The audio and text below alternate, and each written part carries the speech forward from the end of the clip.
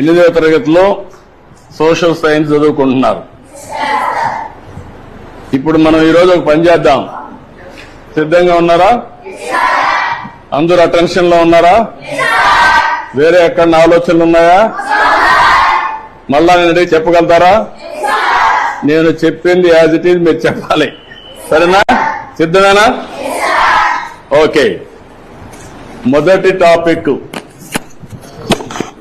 ఎవరన్నా హోంవర్క్ చేసుకొని వచ్చారా? చదువుకున్నారా ఈ సబ్జెక్టు? అయితే నేను బ్రీఫ్ గా చెప్తాను. చెప్పిన తర్వాత మీరు ఏదైనా అడిగితే సమాధానం కూడా చెప్పాలి. చెప్తారు కదా? ఓకే. మొదటి సబ్జెక్ట్ వచ్చి మనకు వనరులు. వనరుల గురించి మనకు ఒక చిన్న కథ. మోనా, రాజు తమ ఇంటిని శుభ్రపరుస్తూ వాళ్ళ తల్లితో గడుపుతా ఉంటారు.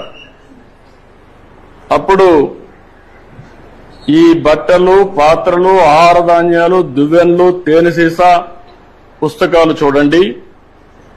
వీటిలో ప్రతి ఒక్క దానికి ఉపయోగం ఉంటుంది అనింది. ఎవరు? మోనా చెప్పింది. అందుకే అవి ముఖ్యమైనవి. ఇవి అన్ని కూడా వనరులు అని ఎవరు చెప్పారు? అది అయిన తర్వాత వనరులు అంటే ఏంటి అని రాజు వాళ్ళ అమ్మని అడిగాడు.